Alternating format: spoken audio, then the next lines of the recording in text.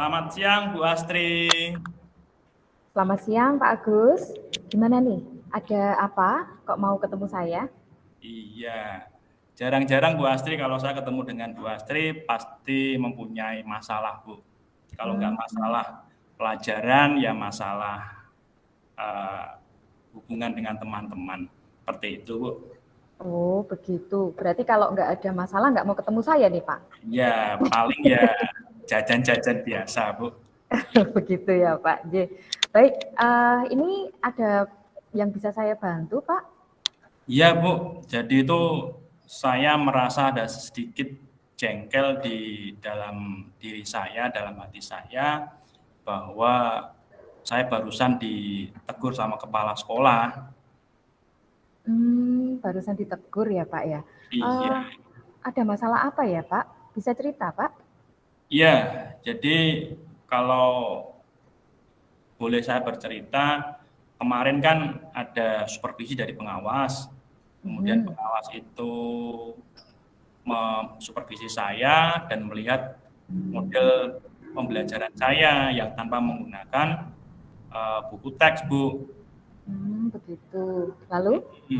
Nah, lalu saya berargumen bahwa yang saya lakukan ini tanpa menggunakan buku teks itu sudah sesuai dengan acuan kurikulum karena saya mengikuti eranya anak-anak sekarang yang tanpa harus menggunakan buku pelajaran tapi anak pun juga bisa mencari sumber-sumber yang lainnya seperti itu. Oh, begitu. Berarti ini permasalahannya Pak Agus itu adalah Pak Agus berseberangan dengan kepala sekolah karena laporan dari pengawas sekolah di mana ketika mensupervisi Pak Agus itu catatannya itu adalah Pak Agus tidak menggunakan buku teks. Demikian ya Iya, Pak ya? dan Ya. saat saya menyampaikan kepada kepada apa namanya pengawas bahwa saya berargumen ini, ternyata pengawas merasa merasa apa ya tersinggung dengan apa yang saya sampaikan. Seperti itu makanya dilaporkan kepada kepala sekolah dan kepala sekolah menegur saya.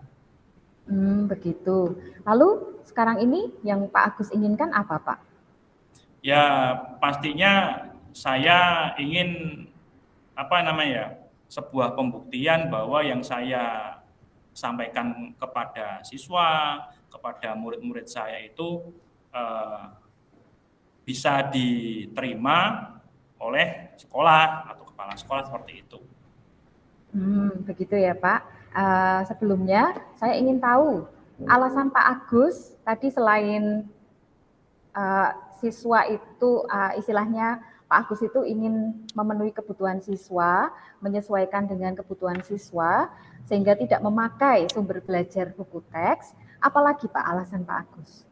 Ya, satu melihat sumber buku paket yang ada sekarang ini itu yang dipinjamkan ke anak-anak itu kan sudah lama toh Bu, dan itu Iya. sudah bertahun-tahun kemudian dan materinya pun juga tidak mengikuti zaman. Nah, maka Hmm. dari itu saya mengambil referensi lain dari buku-buku lainnya dan harapan saya dengan anak paham dengan apa yang saya sampaikan, kemudian saya integrasikan kepada pembelajaran yang mengarah ke digitalisasi. Anak bisa mencari sumber dari internet, anak bisa membuat tugas dengan menggunakan model-model yang digital atau mungkin mengarah ke sebuah proyek yang arahnya ke era sekarang yang kekinian seperti itu, Bu. Jadi anak terlibat langsung begitu ya Pak dalam Iya, pembelajaran, mereka mengeksplorasi dunia di sekitar mereka dan juga melalui internet mereka bisa mengakses pembelajaran lebih luas, begitu ya Pak ya? betul sekali, Bu. Oke.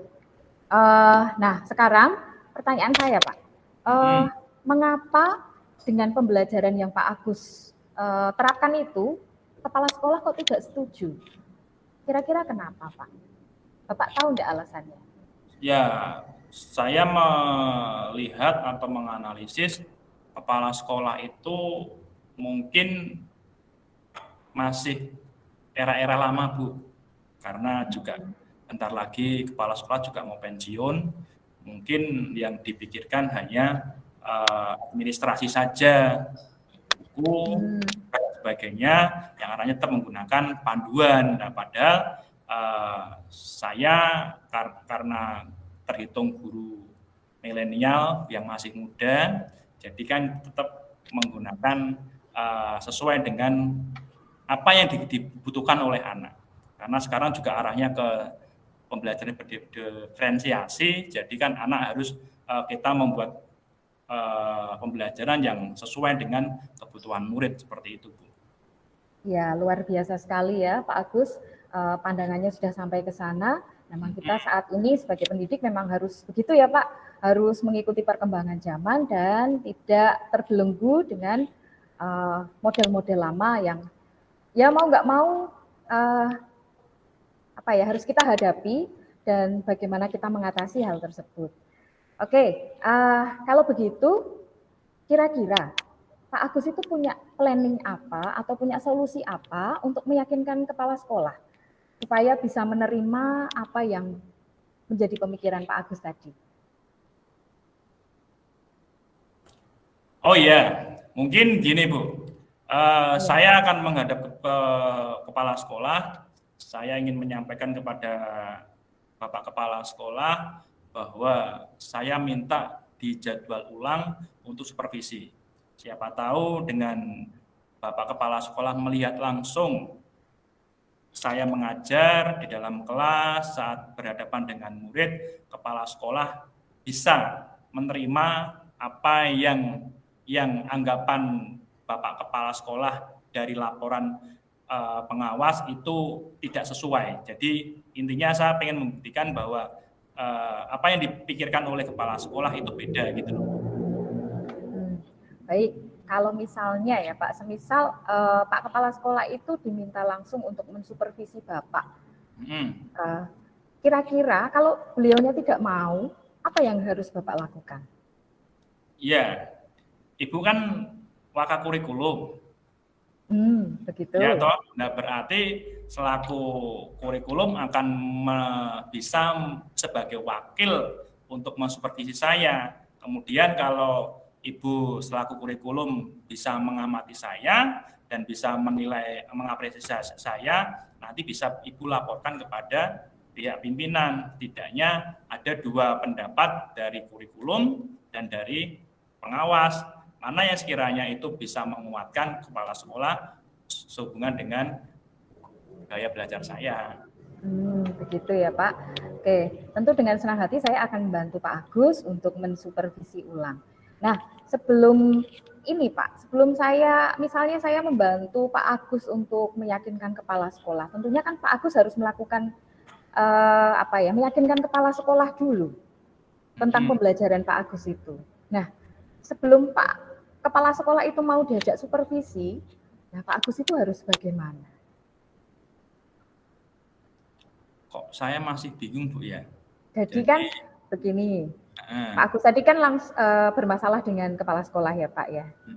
Nah, terus Pak Agus ini curhat dengan saya, lalu Pak Agus ingin menemukan solusi. Terus kan saya mungkin bisa membantu ketika Pak Agus meminta supervisi. Namun sebelumnya kan harus sepengetahuan kepala sekolah. Iya. Pak Agus tentunya harus konfirmasi dulu kan? Oh iya, jadi tetap saya akan konfirmasi kepada pihak pimpinan, kepala sekolah untuk mungkin menyamakan persepsi dulu lah Bu. Jadi agar apa yang saya sampaikan kepada pimpinan dengan ini semuanya kok ternyata pimpinan kok belum bisa mensupervisi saya, berarti ada penugasan kepada kurikulum. Nah, itu yang saya maksud, Pak. Jadi, saya tidak bisa bergerak sendiri, karena segala sesuatu itu juga harus seizin kepala sekolah. Ya, oh iya, gitu ya, Pak ya. Oke, siap. Ya, baik.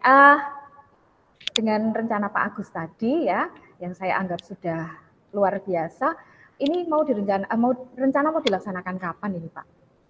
Kalau ini hari Jumat, ya berarti Senin, Bu. Saya siap ready. Jadi Senin depan ya? Senin depan, karena saya juga nanti mempersiapkan materi saya dengan nanti izin kepada kepala sekolah lewat nanti sepulang sekolah. Kalau nanti diizinkan, Ya nanti Senin saya sudah siap dengan model-model pembelajaran saya, dengan apa yang saya siapkan, perangkat saya siapkan, biar nanti kepala sekolah itu yakin dengan kesiapan saya untuk pembelajaran di kelas besok Senin. Seperti itu. Oke, ya. Dan saya rasa rencana Pak Agus ini perlu kita sosialisasikan ya Pak. Dalam artian pembelajaran yang Pak Agus ini yakini bahwa ini berdampak bagi murid, tentunya perlu kita tularkan kepada teman-teman. Kira-kira solusi. Rencana Pak Agus bagaimana Pak untuk mensosialisasikan ini supaya teman-teman yang lain juga tahu?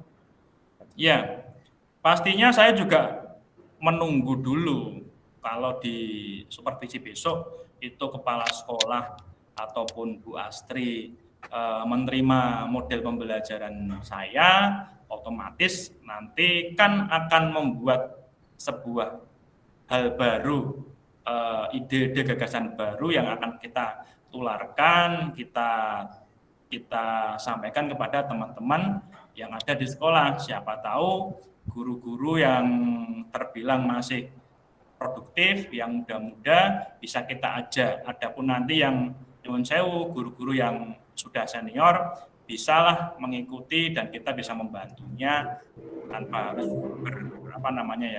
capek-capek. Kalaupun kok ternyata terlalu sulit untuk mengikuti yang model seperti ini, tetap kita bantu untuk kesananya. Oke, ya Pak, saya senang sekali mendengar punya teman ini yang luar biasa energinya, memang betul-betul dicurahkan untuk murid-murid kita. Ya, baik.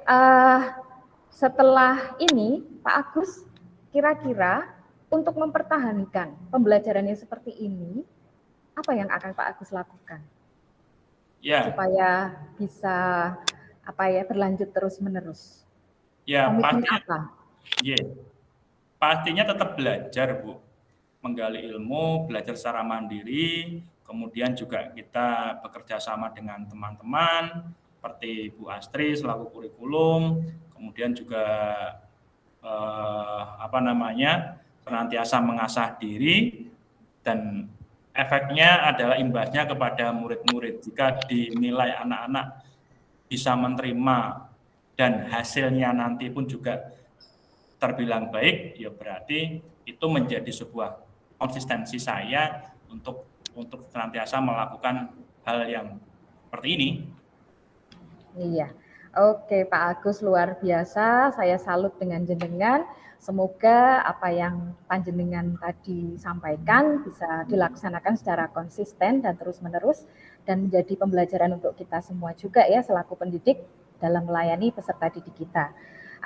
Coba Pak Agus tadi diulangi lagi ya, disimpulkan solusinya untuk permasalahan yang Pak Agus curhatkan tadi.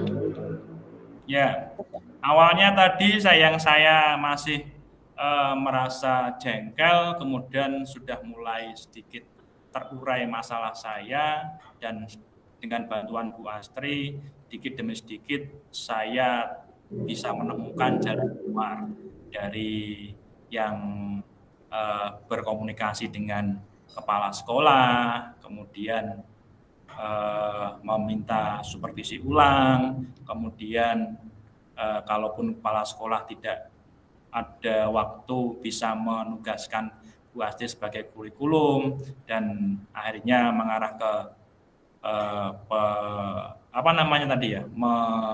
menularkan ilmu-ilmu saya. Iya. Manfaatnya sosialisasikan. Seperti itu. Iya. Dan saya yakin dengan pemikiran Pak Agus ini, jika teman-teman bisa menerima, mereka pasti juga akan mengadopsi. Terutama saya juga Pak Agus ya, selaku kurikulum di sini akan sangat mendukung program yang Pak Agus laksanakan ini, karena saya juga sangat mendukung bahwa kita nggak bisa mendidik anak-anak kita itu terpaku pada buku teks ya. Kita harus berpikiran luas, mengikuti perkembangan zaman, melihat kebutuhan murid dan juga mengembangkan potensi yang mereka miliki dengan segala sumber daya yang ada. Betul demikian Pak Agus? Betul, laras sekali Bu. Iya, terima kasih. Itu tadi Pak Agus sedikit yang bisa saya berikan, semoga membantu apa yang Pak Agus alami ini. Semoga Pak Agus juga bisa menyelesaikan dengan baik. Oh ya, ini istirahat sudah selesai sepertinya Pak. Bel sudah berbunyi. Mari kita kembali ke kelas untuk mendampingi putra-putri kita. Siap Bu, terima kasih banyak atas bantuannya. Kalau nanti ada waktu pulang sekolah nanti kita makan bakso di doa Ibu ya. Siap Pak Agus, dengan senang hati. Iya. Terima kasih, Mas Tri. Terima kasih.